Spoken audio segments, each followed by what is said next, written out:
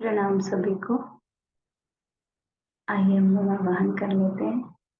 ओम भूर्भुवः स्वाहा तत्सवितुर्वरेण्यं भर्गो देवस्य धीमहि धियो यो नः।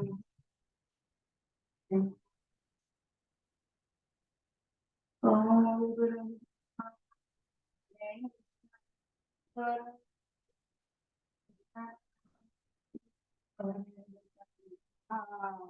तस्मै गुरवे नमः। अखण्डमण्डलाकारं व्याप्तं येन चराचरं तत्पदं दर्शितं येन तस्मै श्रीगुरवे नमः। मातृवत् लालितं च पितृवत् मार्गदर्शिता नमोऽस्तुते गुरुसत्ताये श्रद्धा प्रज्ञानता। ओम श्री गुरुवे नमः। आवाहयामि स्थापयामि ध्यायामि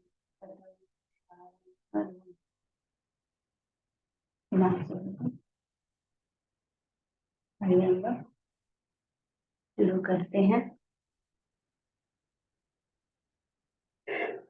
यतो वाचो निवर्तन्ते अप्राप्य मनसा सह। तैत्तिरीय उपनिषद 2/4। ब्रह्म का स्वरूप अनिर्वचनीय है।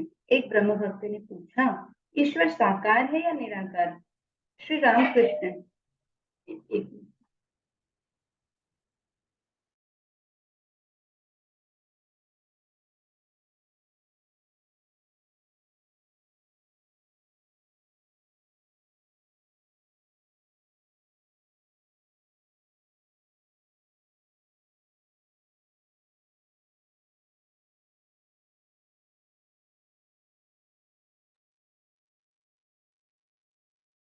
उनकी इति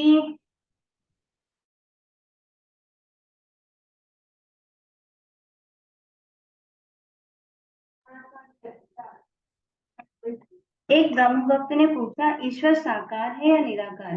श्री रामकृष्ण उनकी इति नहीं की जा सकती। वे निराकार है, फिर साकार भी है। भक्तों के लिए वे साकार है। जो ज्ञानी है, संसार को जिन्होंने स्वप्नवत मान लिया है, उनके लिए वे निराकार है। भक्त का यह विश्वास है कि मैं एक पृथक सत्ता हूँ तथा संसार एक पृथक सत्ता हूँ। इसलिए भक्त के निकट ईश्वर व्यक्ति के रूप में आते हैं। ज्ञानी जैसे वेदांतवादी सिर्फ नेति नेति विचार करता है। विचार करने पर उसे यह बोध होता है कि मैं मिथ्या हूँ, संसार भी मिथ्या, स्वप्नवत है। ज्ञानी ब्रह्म का को बोध रूप देखता है, परंतु वे क्या हैं यह मुंह से नहीं कह सकता। वे किस तरह हैं जानते हो? मानो सच्चिदानंद समुद्र है जिसका और छोर नहीं। भक्तों के पास वे व्यक्त भाव से कभी कभी साकार रूप धारण करते हैं। ज्ञान सूर्य का उदय होने पर वह बर्फ गल जाती है। तब ईश्वर के व्यक्तित्व का बोध नहीं रह जाता, उनका रूप भी नहीं दिखाई देता। वे क्या हैं मुंह से नहीं कहा जा सकता। कहे कौन? जो कहेंगे वे ही नहीं रह गए। उनको उनका मैं ढूंढने पर भी नहीं मिलता। विचार करते करते फिर मैं नहीं रह जाता। जब तुम प्याज छीलते हो तब पहले लाल छिलके निकालते, फिर सफेद मोटे छिलके। इसी तरह लगातार छीलते जाओ तो भीतर ढूंढने से कुछ नहीं मिलता। जहां अपना मैं खोजे नहीं मिलता और खोजे भी कौन। ये वहां ब्रह्म के स्वरूप का बोध किस प्रकार होता है यह कौन कहे। नमक का एक पुतला समुद्र की थाल लेने गया। समुद्र में ज्यों ही उतरा कि गलकर पानी हो गया। फिर खबर कौन दे। पूर्ण ज्ञान का लक्षण यह है, पूर्ण ज्ञान होने पर मनुष्य चुप हो जाता है। तब मैं रूपी नमक का पुतला सच्चिदानंद रूपी समुद्र में गलकर एक हो जाता है। फिर जरा भी भेद बुद्धि नहीं रह जाती। विचार करने का जब तक अंत नहीं होता तब तक लोग तर्क पर तुले रहते। अंत हुआ कि चुप हो गए। घड़ा भर जाने से घड़े का जल और तालाब का जल एक हो जाने से फिर शब्द नहीं होता। जब तक घड़ा भर नहीं जाता शब्द तभी तक होता। पहले के लोग कहते थे, काले पानी में जहाज जाने से फिर लौट नहीं सकता। मैं पन नहीं जा सकता, मैं मरा कि बला टले।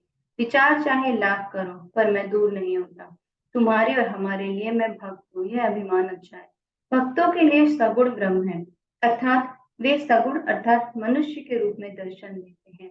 प्रार्थनाओं के सुनने वाले वे ही हैं। तुम लोग जो प्रार्थना करते हो वह उन्हीं से करते हो। तुम लोग ना वेदांतवादी हो ना ज्ञानी, तुम लोग भक्त हो। साकार रूप मानो चाहे ना मानो, इसमें कुछ हानि नहीं है। केवल यह ज्ञान रहने से ही काम होगा कि ईश्वर एक वह व्यक्ति है जो प्रार्थनाओं को सुनते हैं, सृजन पालन और प्रलय करते हैं, जिसमें अनंत शक्ति है। भक्ति मार्ग से ही वे जल्दी मिलते हैं। भक्त्या त्वन्न शक्य अहमेवं विदो अर्जुन, ज्ञातुं दृष्टं च तत्त्वेन प्रवेष्टुं च परन्तप। गीता जी के 11वें अध्याय का 54 श्लोक है। ईश्वर दर्शन साकार तथा निराकार। एक ब्रह्म भक्त ने पूछा, महाराज ईश्वर को क्या कोई देख सकता है? अगर देख सकता है तो हमें वे क्यों नहीं देखने को मिलते? श्री रामकृष्ण, हाँ वे अवश्य देखने को मिलते। साकार रूप देखने में आता है और फिर अरूप भी दिख पड़ता है, परंतु ये तुम्हें समझाऊं किस तरह? ब्रह्म भक्त, हम उन्हें किस उपाय से देख सकते हैं? श्री रामकृष्ण, व्याकुल होकर उनके लिए रो सकते हो। लड़के के लिए, स्त्री के लिए, धन के लिए लोग आंसुओं की झड़ी बांध देते हैं, परंतु ईश्वर के लिए कौन रोता है? जब तक लड़का खिलौने पर भूला रहता है तब तक माँ रोटी पकाना आदि घर गृहस्थी के कामों में लगी रहती है। जब लड़के को खिलौना नहीं सुहाता, उसे फेंक गला फाड़कर रोने लगता है, तब माँ तवा उतार कर दौड़ आती है, बच्चे को गोद में उठा लेती है। ब्रह्म भक्त, महाराज ईश्वर के स्वरूप पर इतने भिन्न भिन्न मत क्यों हैं? कोई कहता है साकार और कोई कहता है निराकार। फिर साकारवादियों से तो अनेक रूपों की चर्चा सुन पड़ती है। यह गोरख धंधा क्यों रचा है? श्री रामकृष्ण, जो भक्त जिस प्रकार देखता है वह वैसा ही समझता है। वास्तव में गोरख धंधा कुछ भी नहीं। यदि उन्हें कोई किसी तरह एक बार प्राप्त कर सके तो वे सब समझा देते। मोहल्ले में गए ही नहीं, कुल खबर कैसे पाओगे? एक कहानी सुनो। एक आदमी शौच के लिए जंगल गया। उसने देखा कि पेड़ पर एक जंतु बैठा है। लौट कर उसने एक दूसरे से कहा, देखो जी उस पेड़ पर हमने एक लाल रंग का सुंदर जीव देखा है। उस आदमी ने जवाब दिया, जब मैं शौच के लिए गया था तब मैंने भी देखा था, पर उसका रंग लाल तो नहीं है, वह तो हरा है। तीसरे ने कहा, नहीं जी नहीं, हमने भी देखा है, पीला है। इसी प्रकार और भी लोग थे, जिनमें से किसी ने कहा भूरा है, किसी ने बैगनी, किसी ने आसमानी, आदि आदि। अंत में लड़ाई ठंड गई। तब उन लोगों ने पेड़ के नीचे जाकर देखा, वहां एक आदमी बैठा था। पूछने पर उसने कहा, मैं इसी पेड़ के नीचे रहता हूँ, इस जीव को मैं खूब पहचानता हूँ। तुम लोगों ने जो कुछ कहा सब सत्य है। वह कभी लाल, कभी हरा, कभी पीला, कभी आसमानी और भी न जाने कितने रंग बदलता है। वह बहुरूपिया है और फिर कभी देखता हूँ कोई रंग नहीं। अर्थात जो मनुष्य सर्वदा ईश्वर चिंतन करता है वही जान सकता है कि उनका स्वरूप क्या है। वही मनुष्य जानता है कि वे अनेकों अनेक रूपों में दर्शन देते हैं, अनेक भागों में दिख पड़ते हैं। वे सगुण और निर्गुण भी। जो पेड़ के पीछे नीचे रहता है वही जानता है कि स्वरूपिया के कितने रंग है। फिर कभी कभी तो कोई भी रंग नहीं रहता। दूसरे लोग केवल वाद विवाद करके कष्ट उठाते हैं। कबीर कहते थे, निराकार मेरा पिता है और साकार मेरी माँ। भक्त को जो स्वरूप प्यारा है उसी रूप से वे दर्शन देते हैं। वे वत्सल है ना? पुराण में कहा है कि वीर भक्त हनुमान के लिए उन्होंने राम रूप धारण किया था। काली रूप तथा श्याम रूप की व्याख्या। वेदांत विचार के सामने नाम रूप कुछ नहीं ठहरते। उस विचार का परम सिद्धांत है ब्रह्म सत्य और नाम रूपों वाला संसार मिलता है। जब तक मैं भक्त हूँ यह अभिमान रहता है, तभी तक ईश्वर का रूप दिखाई देना और ईश्वर के संबंध में व्यक्ति का बोध रहना संभव है। विचार की दृष्टि से देखें तो भक्त के मैं भक्त हूँ इस अभिमानियों से कुछ दूर कर रखा है। काली रूप या श्याम रूप 3.5 हाथ का इसलिए है कि वह दूर है। दूर होने के कारण सूर्य छोटा दिखता है। पास जाओ तो इतना बड़ा मालूम होगा कि उसकी धारणा ही न कर सको। और फिर काली रूप या श्याम रूप श्याम वर्ण क्यों है? क्योंकि वह भी दूर है। सरोवर का जल दूर से हरा, नीला या काला दिख पड़ता है। निकट जाकर हाथ में लेकर देखो, कोई रंग नहीं है। आकाश दूर ही से नीला दिखाई देता है, पास जाकर देखो तो कोई रंग नहीं है। इसलिए कहता हूँ वेदांत दर्शन के विचार से ब्रह्म निर्गुण है। उनका स्वरूप क्या है यह मुंह से नहीं कहा जा सकता, परंतु जब तक तुम स्वयं सत्य हो तब तक संसार भी सत्य है। ईश्वर के नाम रूप भी सत्य है। ईश्वर को एक व्यक्ति समझना भी सत्य है। तुम्हारा मार्ग भक्ति मार्ग है, यह बड़ा अच्छा है। सरल मार्ग है। अनंत ईश्वर समझ में थोड़े ही आ सकते हैं और उन्हें समझने की जरूरत भी क्या? यह दुर्लभ मनुष्य जन्म प्राप्त कर हमें वह करना चाहिए जिससे उनके चरण कमलों में भक्ति हो। यदि लोटे भर पानी से हमारी प्यास बुझे तो तालाब में कितना पानी है इसकी नाप तोल करने की क्या जरूरत? अगर आधे भर शराब से हम मस्त हो जाएं, तो कलवार की दुकान में कितने मन शराब है, इसकी जांच पड़ताल करने का क्या काम? अनंत का ज्ञान प्राप्त करने का क्या प्रयोजन?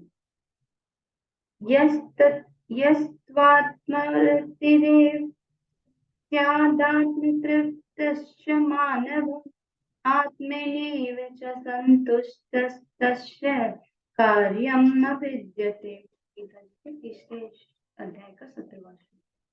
ईश्वर लाभ के लक्षण, सप्तभूमि तथा ब्रह्म ज्ञान। वेदों में ब्रह्म ज्ञानी की अनेक प्रकार की अवस्थाओं का वर्णन है। ज्ञान मार्ग बड़ा कठिन मार्ग है। विषय वासना, कामनी कांचन के प्रति आसक्ति का लेश मार्ग रहते ज्ञान नहीं होता। यह पद कली काल में साधन करने योग्य नहीं। इस विषय में वेदों में सप्त भूमि को उल्लेख है। मन इन 7 सोपानों पर विचरण किया करता है।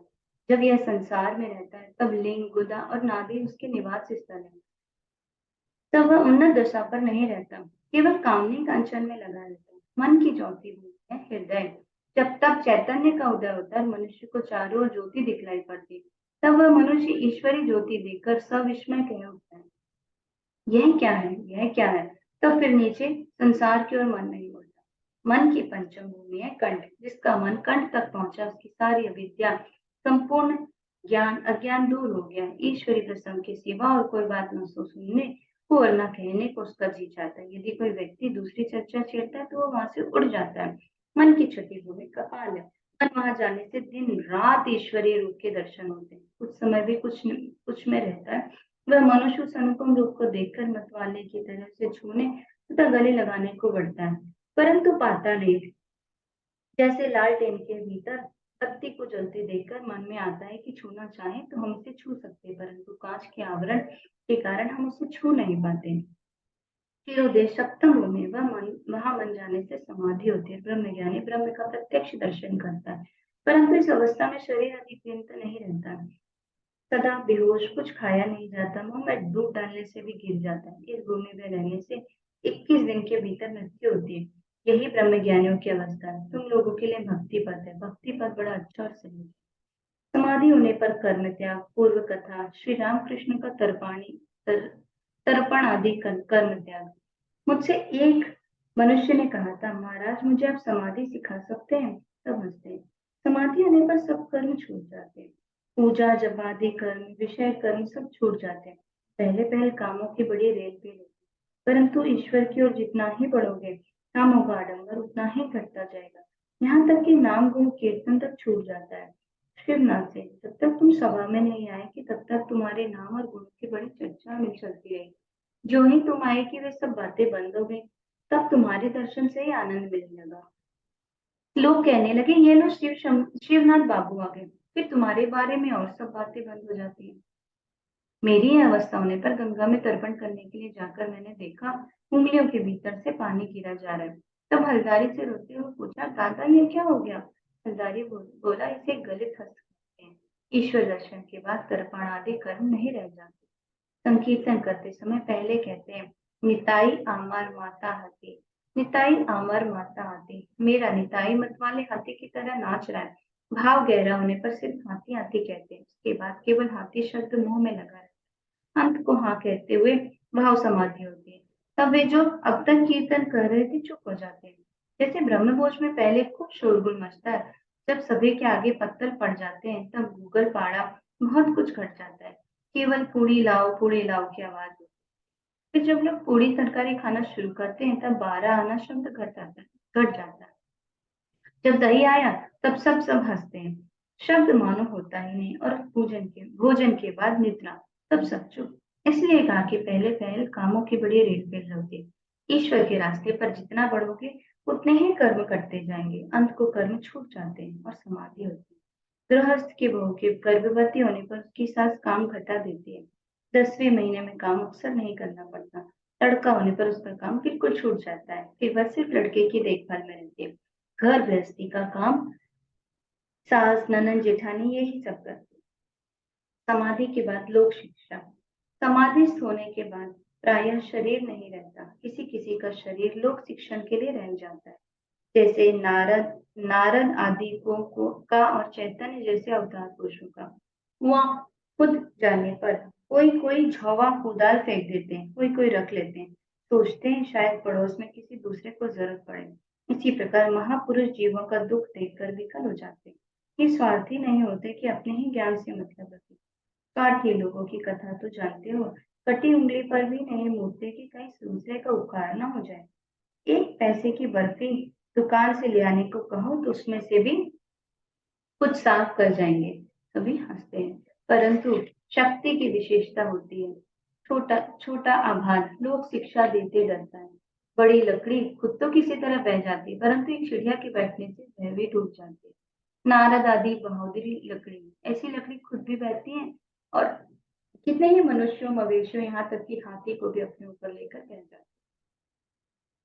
अदृष्टपूर्वहस्तिष्वस्मि दृष्ट्वा भयेन च प्रवृत्तिं मनो मे तदेव मे दर्शय देवरूपं प्रसीद देवेश जगन्निवास।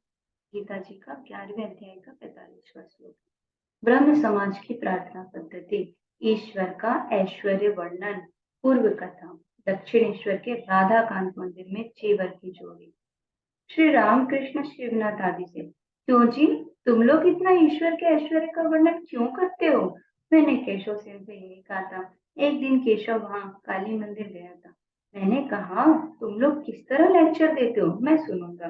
गंगा घाट की चांदनी में सभा हुई और केशव बोलने लगा, खूब बोला। मुझे भाव हो गया था। बाद में केशव से मैंने कहा, तुम ये सब इतना क्यों बोलते हो?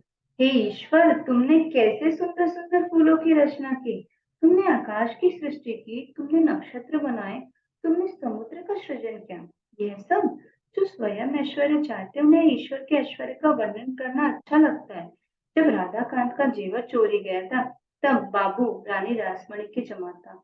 राधा कांत के मंदिर में जाकर ठाकुर जी से बोले, क्यों महाराज, तुम अपने जेवर की रक्षा ना कर सके? मैंने बाबू से कहा, ये तुम्हारी कैसी बुद्धि है? स्वयं लक्ष्मी जिनकी दासी है, चरण सेवा करती है, उनको ऐश्वर्य की क्या कमी है? यह जेवर तुम्हारे लिए ही अमूल वस्तु है, ईश्वर के लिए तो कंकड़ पत्थर है। राम राम, ऐसी बुद्धिहीनता की बातें ना क्या करो। कौन बड़ा ऐश्वर्य तुम उन्हें दे सकते हो? इसीलिए कहता हूँ, जिसका मन जिस पर रम जाता है ना, उसी को चाहता है।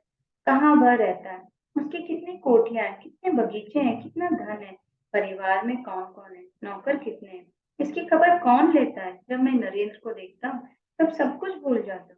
उसका घर कहाँ है, उसका बाप क्या करता है, उसके कितने भाई हैं, ये सब बातें कभी बोलकर भी नहीं पूछी। ईश्वर के मधुर रस में डूब जाओ, उनकी सृष्टि अनंत है, ऐश्वर्य अनंत है, ज्यादा ढूंढ तलाश की क्या जरूरत। श्री रामकृष्ण मधुर कंठ से गाने गीत इस आशय का है, ए मन, ए मन, तू रूप के समुद्र में डूबा जा, तलातल पाताल खोजने पर तुझे प्रेम रत्न धन मिलेगा। खोज, जी लगाकर खोज, खोजने से ही तो तू हृदय में वृंदावन देखेगा। तब वहां सदा ज्ञान की बत्ती जलेगी। भला ऐसा कौन है जो जमीन पर ढोंगा चलाएगा? कबीर कहते हैं, तू सदा श्री गुरु का चरण चिंतन कर। दर्शन के बाद कभी कभी भक्त की साध होती है कि उनकी लीला देखें। श्री रामचंद्र जी जब राक्षसों को मारकर लंकापुरी में घुसे, तब बुद्धि निक्सा भागी। तब लक्ष्मण बोले, हे राम, भला यह क्या है? ये निक्सा इतनी बुद्धि है और पुत्र शोक भी इसको कम नहीं हुआ, फिर भी इसे प्राणों का इतना भय है कि भाग रही है। श्री रामचंद्र जी ने निक्शा को अभय देते हुए सामने लाकर कारण पूछा। वह बोली, राम, इतने दिनों तक बची हूँ, इसलिए तुम्हारी इतनी लीला देखी। यही कारण है कि और भी बचना चाहती हूँ। न जाने और कितनी लीलाएं देखो। सभी हंसने लगते हैं। शिवनाथ से, तुम्हें देखने को जी चाहता है। शुद्धात्माओं को बिना देखे किसको लेकर रहूंगा? शुद्धात्मा मेरे पिछले जन्म के मित्र जान पड़ते। एक ब्रह्म भक्त ने पूछा, महाराज, आप जन्म जन्मांतर मानते हैं? जन जन्मांतर बहुनी में व्यतीतानि जन्मानि तव चार्जुन। श्री रामकृष्ण, हाँ, मैंने सुना है कि जन्मांतर होता है। ईश्वर का काम हम लोग अल्प बुद्धि से कैसे समझ सकते हैं? अनेकों ने कहा है, इसलिए अविश्वास नहीं कर सकते। भीष्मदेव देह छोड़ना चाहते थे, शरु की सैया पर लेटे हुए। तब पांडव श्री कृष्ण के साथ खड़े। सबने देखा भीष्म देव की आंखों से आंसू बह रहे हैं। अर्जुन श्री कृष्ण से बोले, भाई यह तो बड़ी आश्चर्य की बात है कि पितामह जो स्वयं भीष्म देव ही है, सत्यवादी, जितेंद्रिय, ज्ञानी, आठों वसुओं में से एक है, वे भी थे छोटे समय माया में पड़े रो रहे हैं। यह भीष्म देव से जब श्री कृष्ण ने कहा तब वे बोले, कृष्ण तुम खूब जानते हो कि मैं इसलिए नहीं रो रहा हूँ। जब सोचता हूँ कि स्वयं भगवान पांडवों के सारथी हैं, फिर भी उनके दुख और विपत्तियों का अंत नहीं होता, तब यही याद करके आंसू बहाता हूँ कि परमात्मा के कार्यों का कुछ भी भेद न पाया। भक्तों के साथ कीर्तनानंद समाज गृह में संध्या काल की उपासना शुरू हुई। रात के 8:30 बजे का समय है। चांदनी रात है। बगीचे के वृक्ष, लताएं, कुंज आदि शरतकालीन चंद्रमा के निर्मल किरणों में आप्लावित हो उठे। समाज गृह में संकीर्तन हो रहा है। श्री रामकृष्ण भगवत प्रेम से मतवाले होकर नाच रहे हैं। ब्रह्म भक्तगण मृदंग करताल लेकर उन्हें घेर कर नाच रहे हैं। भाव में भरे हुए सभी मानो ईश्वर दर्शन कर रहे हैं। हरि नाम ध्वनि उत्तरोत्तर बढ़ने लगी। चारों ओर के ग्रामवासीगण हरि नाम सुन रहे हैं और मन ही मन बगीचे के मालिक वेणी माधव को कितना धन्यवाद दे रहे हैं। कीर्तन हो जाने पर श्री रामकृष्ण ने जगन माता को भूमिष्ठ प्रणाम किया। प्रणाम करते हुए कह रहे हैं, भागवत भक्त भगवान ज्ञानी के चरणों में प्रणाम है। साकारवादी भक्तों और निराकारवादी भक्तों के चरणों में प्रणाम है। पहले के ब्रह्म ज्ञानियों के चरणों में और आजकल के ब्रह्म समाज के ब्रह्म ज्ञानियों के चरणों में प्रणाम है। वेणी माधव ने अच्छे से अच्छे रुचिकर पकवान भक्तों को खिलाए।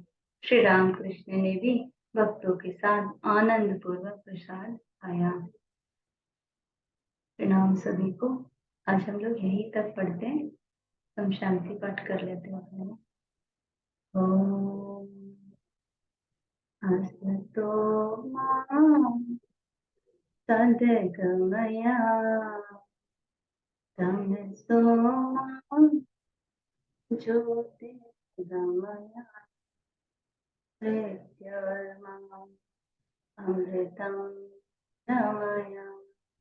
ओम शांति शांति शांति। सर्वारिष्ट शांति भवतु। प्रणाम सभी को।